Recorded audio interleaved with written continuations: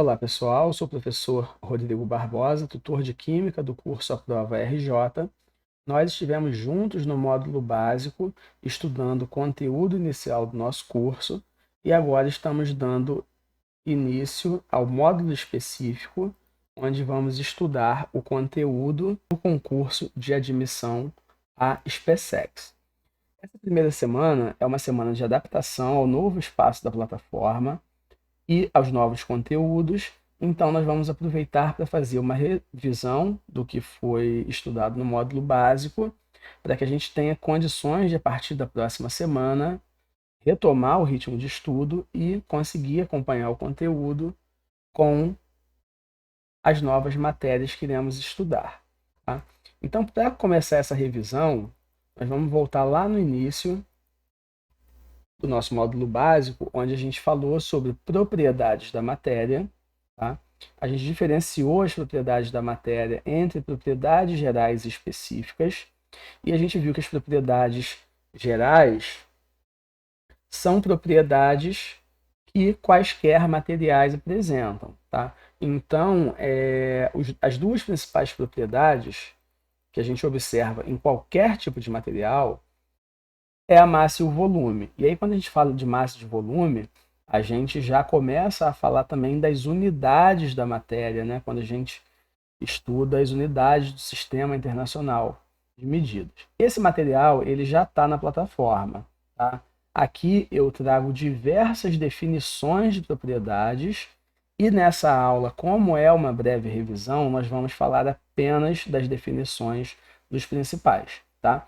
E a gente viu também que uma outra forma da gente definir, né, da gente dividir, diferenciar, na verdade, as propriedades são as propriedades específicas. Então, as propriedades específicas, diferentes das propriedades gerais, elas são inerentes ao tipo de material que a gente está estudando, que a gente está analisando. Tá? Então, primeiro vamos ver aqui as duas principais propriedades gerais, as definições de massa e de volume, e depois vamos passar para as propriedades específicas. A massa ela é definida como a quantidade de matéria que temos em uma determinada amostra. E a sua unidade é o quilograma pelo Sistema Internacional de Unidades. Já o volume é definido como o espaço ocupado pela amostra de matéria. A sua unidade no Sistema Internacional de Unidades é o metro cúbico. Porém, é muito comum a gente se referir a volume também em litros, tá? Então, uma conversão que a gente pode fazer é que 1 metro cúbico é correspondente a 1000 litros. E aí temos diversas outras propriedades gerais que vocês podem consultar no material que está lá na plataforma. E aqui a gente vai passar já para as propriedades específicas. Uma das propriedades específicas é chamada de propriedades funcionais. Quando a gente estiver estudando a química orgânica, a química inorgânica, nós vamos ver que temos diversas funções químicas orgânicas, funções químicas inorgânicas. Então, uma função química, ela confere a um determinado material características específicas. Então, todos os compostos que fizerem parte ou que apresentarem aquela função, eles vão apresentar determinadas propriedades específicas daquela função. Tá? Então, essas propriedades são chamadas de propriedades funcionais. Ponto de fusão e de ebulição são conceitos mais presentes no nosso cotidiano. Tá? A gente pode usar como exemplo a água, né? O gelo derretendo. O que a gente chama de derreter, na verdade, é um processo de fusão. É a água passando por um processo de fusão. Tá? É a água passando do estado sólido para o estado líquido. Da mesma forma que quando a gente faz um café e a gente popularmente ferve a água, tá? A gente está submetendo a água a um processo de ebulição. Ou seja, a gente ferve a água, a gente passa ela, né, eleva a temperatura a um ponto que ela começa a passar do estado líquido para o estado gasoso. Tá? Então, essas são as definições de ponto de fusão e de ebulição. A temperatura em que um material passa do estado físico sólido para o líquido é o ponto de fusão. e do líquido para o gasoso, ou vapor, né, é o ponto de ebulição. A densidade também é uma propriedade específica, porque cada material diferente apresenta uma densidade diferente. E a densidade, ela é uma relação entre massa e volume, tá? Um exemplo que a gente pode usar, que são bem opostos, né? São materiais de características bem opostas, é o chumbo e o algodão. Se a gente pegar uma quantidade grande de algodão, essa quantidade grande, né, que a gente chama de quantidade grande, é um grande volume, tá? E ele apresenta uma massa que não é grande, é um material leve. Tá? Já o chumbo é o oposto, a gente pode pegar um pequeno cubo de chumbo e ele vai ser muito pesado. Então a densidade é isso, é a relação entre massa e volume. Quanto maior o volume e menor a massa, menor será a densidade desse material. Então a densidade do algodão é bem menor do que a densidade do chumbo. Tá? Já o chumbo é o oposto. Em um pequeno volume, a gente tem uma massa muito grande. Então, a gente também tem uma densidade muito grande. Tá? Então, densidade é propriedade específica dos materiais. A solubilidade é em função da polaridade, né? Vocês já devem ter ouvido falar, e semelhante dissolve semelhante. Quando a gente fala isso, a gente está falando sobre polaridade. Tá? Por quê? Porque compostos polares são solúveis em solventes polares da mesma forma que compostos apolares são solúveis em solventes apolares. Temos ainda algumas outras definições, mas eu vou deixar também para vocês consultarem no material na plataforma, caso precisem. Tá? Então, algumas outras definições de propriedades específicas são dureza, maleabilidade, ductibilidade, tenacidade e as propriedades organolépticas. Tendo dúvida em qualquer um desses conteúdos, vocês podem deixar lá na plataforma, tá? E terei um imenso prazer em respondê-los. Depois de falar sobre as propriedades gerais e específicas dos materiais, nós começamos a falar sobre misturas, sistemas e separação de misturas. Tá? Então, duas definições que a gente precisa fazer é de sistema homogêneo e sistema heterogêneo. Nos sistemas heterogêneos, o que são fases. Tá? Então, o sistema homogêneo, ou material homogêneo, ou matéria homogênea, tá?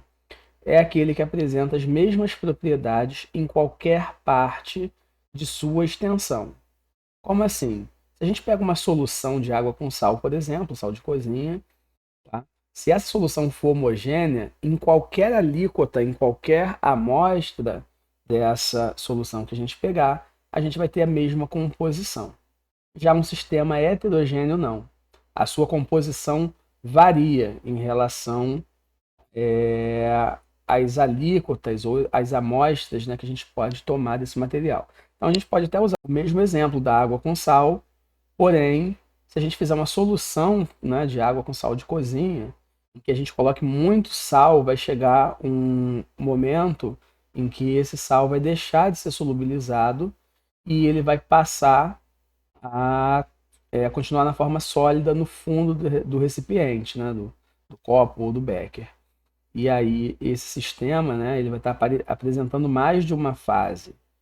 Então essa solução ela vai ter quantidades diferentes, né, de sal. Se a gente recolhe uma alíquota na superfície ou no fundo desse recipiente e a gente consegue visualizar que esse sistema vai ter mais de uma fase. Tá? Então esse é chamado de sistema heterogêneo, ou material heterogêneo, ou matéria heterogênea. Tá? E as fases são as diferentes porções homogêneas limitadas por superfícies de separação que constituem um sistema heterogêneo. Então a gente já usou o exemplo da água com sal, quando nem todo sal é solubilizado, mas um ótimo exemplo aqui também é a água com óleo. Tá? A gente na cozinha já reparou que a água não se mistura com óleo, então a gente vê que ele forma duas fases. Tá? Então, nessa definição, onde está falando limitados por superfícies de separação, tá? Isso nada mais é do que aquela divisão onde a gente vê que a partir de um determinado momento a gente tem óleo, né? E na outra fase a gente tem água e a gente consegue identificar isso visualmente. Outra definição também que é interessante a gente chamar a atenção são as definições de mistura e de substância pura, tá? Então, toda vez que a gente tiver uma mistura, tá? Essa mistura, como o nome já diz, ela é composta por pelo menos, né, pela mistura de pelo menos dois materiais que sejam diferentes. Já a substância pura, ela é composta por apenas um material. E aí a gente tem uma definição aqui, né, de algumas características que as substâncias puras apresentam. Então, unidades estruturais, ou seja, moléculas, conjuntos iônicos, dependendo do tipo de substância que a gente está tratando, essas unidades estruturais vão ser iguais entre si. Tá? Composição fixa, do que decorrem propriedades fixas, como densidade, ponto de fusão e de ebulição. A temperatura se mantém inalterada desde o início até o fim de todas as mudanças de estado físico, ou seja, nós temos casos, e nesse material tem esses casos, a gente não vai falar aqui, tá, nessa aula, mas nós temos casos de misturas em que a temperatura não se mantém constante do início ao fim das mudanças de estado físico, que são o quê? Ponto de fusão. Ela não tem um ponto de fusão fixo. Quando ela começa a fundir, ela está numa temperatura, mas durante a fusão, até o fim da fusão, a temperatura vai aumentando. E na ebulição, a mesma coisa, tá? Isso é característica de algumas misturas. Mas para a substância pura, ela vai apresentar temperatura fixa durante todas as mudanças de estado físico. Elas podem ser representadas por uma fórmula, né, porque apresentam composição fixa, e não conserva as propriedades de seus elementos constituintes, no caso de ser substância pura composta. Tá? Passando um pouco adiante, nós temos substância pura e alotropia. Fizemos a definição já de substância simples, né, que é toda substância formada por um único elemento químico, mas nós temos alguns casos de substâncias formadas por um único elemento químico que apresentam formas diferentes. Tá? Então, como exemplo, eu coloquei aqui o carbono. O carbono, ao mesmo tempo que ele forma o diamante, ele forma o grafite. O oxigênio, ele forma o gás oxigênio O2, né? Mas ele também forma o gás ozônio, que é o O3. O fósforo, ele apresenta, né, o composto que é o fósforo branco, mas também tem o fósforo vermelho. O enxofre tem também diferentes formas. Essas diferentes formas de materiais formados pelo mesmo elemento a gente chama de alotropia. Eles são alótropos entre si, tá? Então, tanto de diamante quanto grafite, e aí a gente pensa até no valor comercial desses materiais, tá?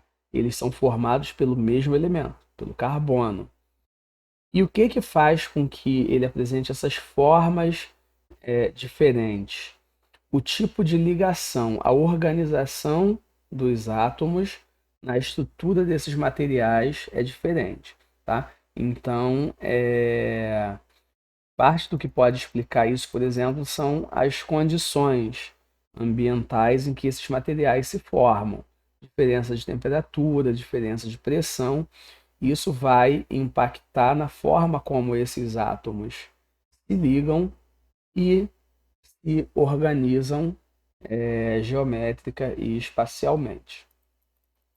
Então, temos aqui alguns outros exemplos. E chegamos na parte de separação de misturas.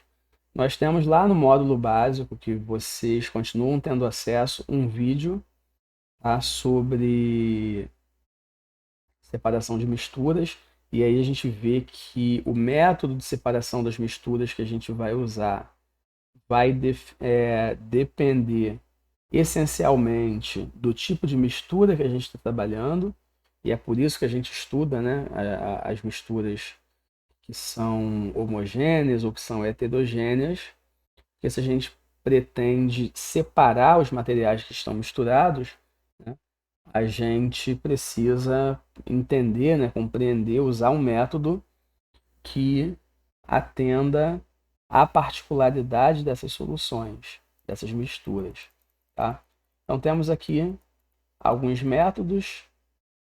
Nós não vamos abordar todos, tá? Mas tem a definição de todos no material, é só vocês consultarem lá e mandarem as dúvidas caso tenham. E a gente vai falar aqui das principais, está também de forma detalhada lá no vídeo, tá? Mas a catação, ela é uma técnica muito utilizada, ela é utilizada para separar materiais de diferentes tamanhos, né? Misturas de materiais sólidos de diferentes granulometrias, ou então um sólido que não está solúvel no líquido, tá? Um exemplo que a gente pode usar antigamente, hoje em dia não acontece mais tanto. Antigamente, por exemplo, saco de feijão vinha com pedra. E aí era uma prática comum, antes de cozinhar o feijão, espalhar o feijão em uma superfície como uma mesa e catar os feijões ruins e pedrinhas. Então é uma técnica que a gente consegue, que a gente precisa conseguir visualizar especificamente o que a gente quer catar, o que a gente quer pegar. Então a gente pode usar a mão, pode usar uma pinça, um pregador, enfim, para fazer a retirada desses materiais indesejáveis. Outra técnica importante é a ventilação, por exemplo, quando a gente está separando o pessoal que trabalha com lavoura de café, faz a colheita lá de café e vem muita folha misturada, tá? E aí a gente fala aqui, inclusive, da densidade, né? E isso aqui é fazer o uso, esse exemplo que eu vou dar agora é fazer o uso do entendimento que a gente tem de densidade, que a gente já estudou anteriormente. Tá? Então, quando a gente tem grãos, né, que são mais pesados, misturados com folhas, se você ventila, ou seja, se você usa a força do vento nesse material, você consegue remover as folhas sem remover as sementes, os grãos que são mais densos, que são mais pesados. Tá? Então, a ventilação é isso. A sifonação é muito utilizada em técnicas de extração de compostos orgânicos, de café ou de pimenta. A gente também consegue usar a sifonação, por exemplo, transferência de líquidos, né? Se a gente usa uma mangueira para limpar o fundo de uma piscina, onde a gente usa a pressão, né, da água para remover os detritos no fundo de uma piscina, tá? Isso é a sifonação. Filtração é um método no qual um filtro de papel retém um componente sólido. Então, se a gente pensar em uma mistura heterogênea, como água e areia, por exemplo, a gente consegue separar essa areia da água, né, através de um filtro.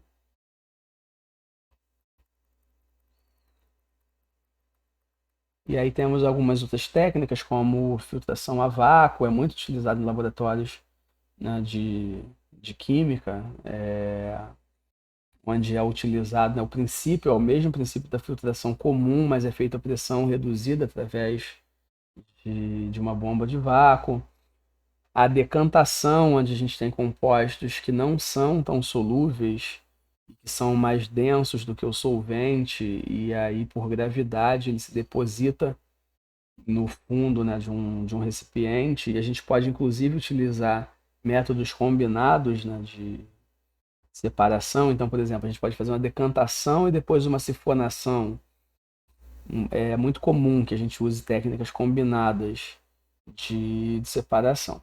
As outras técnicas que estão aqui não são tão utilizadas. A coagulação e a floculação são importantes, são muito utilizadas no tratamento de água, onde são adicionados reagentes químicos para fazer com que as impurezas se tornem sólidas e se depositem no fundo de um recipiente, né? Ou que sejam menos densos e que flutuem, e aí a gente vai ter que usar uma outra técnica também de separação, né, para separar esses materiais da água. E aí temos outros métodos mais aplicados a misturas homogêneas. Fusão fracionada, solidificação fracionada, são muito específicos. A evaporação é legal da gente falar. A gente pode usar, por exemplo, se a gente faz uma mistura de água e sal, que a gente falou, né, que é uma mistura homogênea, né? Como é que a gente faz para separar? A gente não pode filtrar, já que a mistura é homogênea, esse soluto, né, o sal, ele vai estar passando pelo filtro. Mas se a gente faz uma evaporação, se a gente ferver uma água com sal, a temperatura de ebulição da água é muito menor do que a do sal. Então, quando a gente eleva a temperatura dessa água a 100 graus, essa água vai entrar em ebulição, ela vai evaporar, né?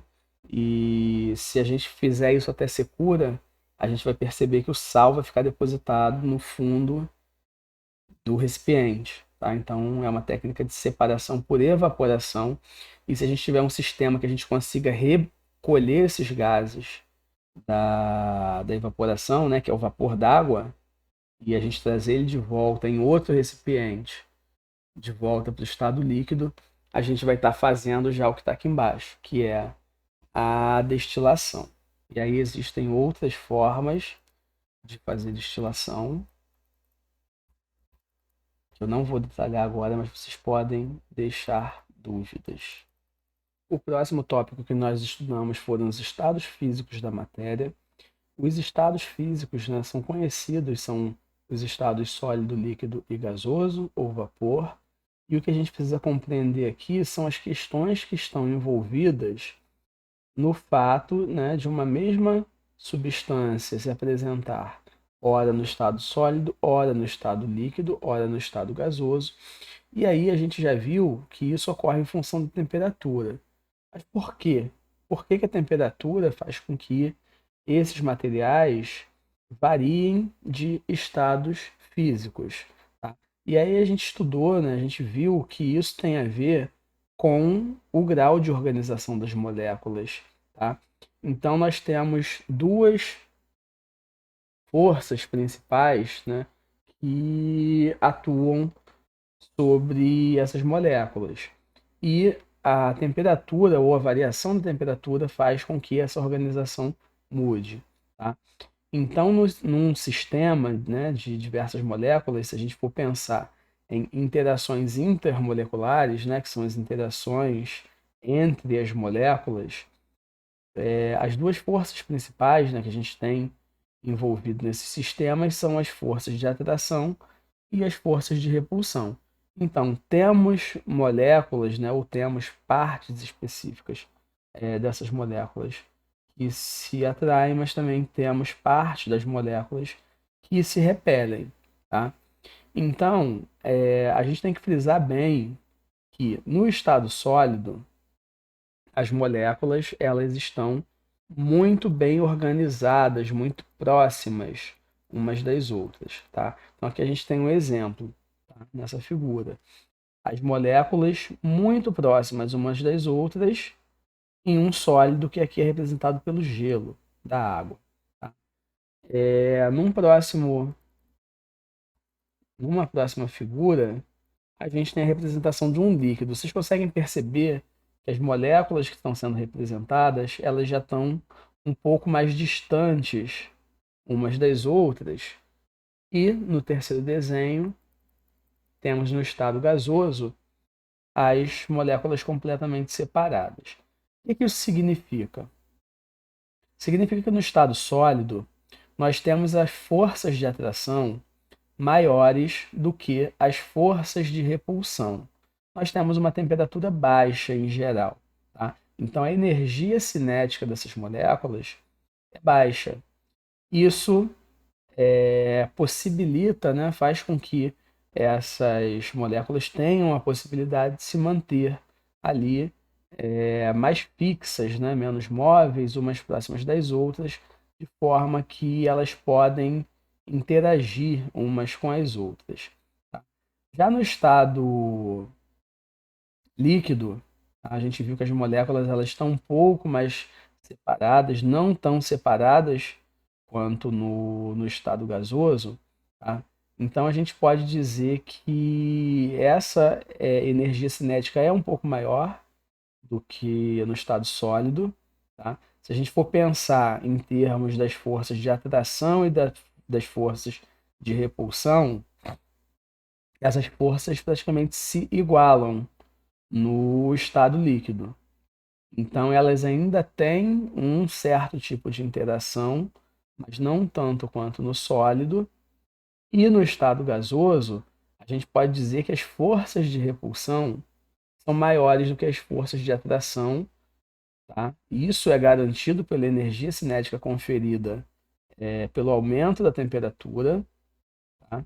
E aí tem uma definição que diz que no estado gasoso as moléculas estão tão distantes umas das outras e elas deixam de apresentar as interações intermoleculares observadas na fase líquida e na fase sólida.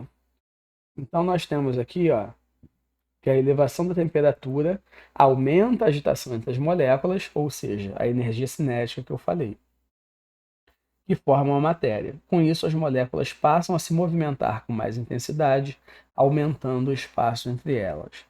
Então é isso que vai acontecer, tanto na variação do estado sólido para o líquido, quanto do líquido para o gasoso.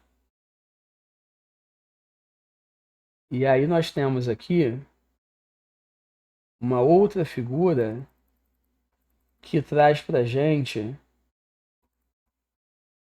a representação em diferentes situações. Tá? Então aqui, ó, nessa figura 1, agitação molecular a partir do calor. Então aqui próximo ao fogo, nós temos moléculas muito agitadas. Isso está representando o estado gasoso. Aqui no meio, moléculas agitadas ou levemente agitadas. Então, isso está representando o estado físico líquido, que é intermediário. E aqui na ponta direita, moléculas pouco agitadas. E aí vocês podem ver que elas apresentam um grau de organização maior, uma certa linearidade na organização. E trazendo a legenda pouco agitada, que representa a organização das moléculas no estado sólido. E na figura 2, na figura da direita, a mesma coisa. Embaixo, moléculas organizadas, completamente alinhadas, representando o gelo. Na parte do meio do Becker, as setas representam a movimentação dessas moléculas e a gente consegue ver que elas estão mais próximas no meio do que em cima. Tá? Então, no meio representa o líquido e em cima, né, com distâncias maiores entre as moléculas, representa o estado, né, vapor, que é o estado gasoso da água.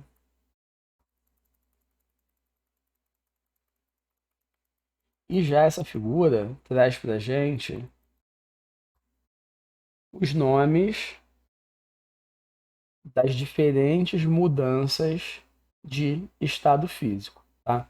Então a gente tem aqui uma bandeja com gelo. Tá? É a água no estado sólido. Tá? Quando esse gelo ele passa para o estado líquido, está sendo aqui representado pelo líquido, pela água nessa jarra, esse processo é chamado de processo de fusão. Tá? Então, sólido para o líquido, fusão. Quando a gente aquece essa água, a gente tem o processo de vaporização. Essa água começa a fazer o que a gente chama de evaporar, que é entrar em ebulição ou ebulir. Esse processo é chamado de vaporização. Então, ela passa do líquido do vapor. E aí está representado aqui por essa chaleira sendo aquecida. Tá? E aí agora a gente vai passar a fazer o ciclo inverso. A gente tem o vapor, tá? Da mesma forma que o líquido passou para o gás, do vapor, esse vapor pode passar de volta para o líquido, né, desde que ele seja resfriado, e aí esse processo a gente chama de condensação, tá? Então, vapor para o líquido, condensação. E quando a gente pega a água líquida no filtro, coloca na bandejinha de gelo e coloca no congelador, né, para diminuir a temperatura, a gente está fazendo um processo de solidificação, ou seja, passando a água da fase líquida para a fase sólida. E aí nós temos ainda um processo que acontece com alguns materiais, que é a sublimação. A sublimação é quando o sólido passa diretamente para a fase vapor ou gás, sem passar pela fase líquida, ou o oposto, quando um gás passa diretamente para a forma sólida, sem passar pela forma, né, pelo estado físico intermediário, que é o líquido. E com isso a gente termina essa parte de revisão de propriedades e estados físicos da matéria. Até a próxima.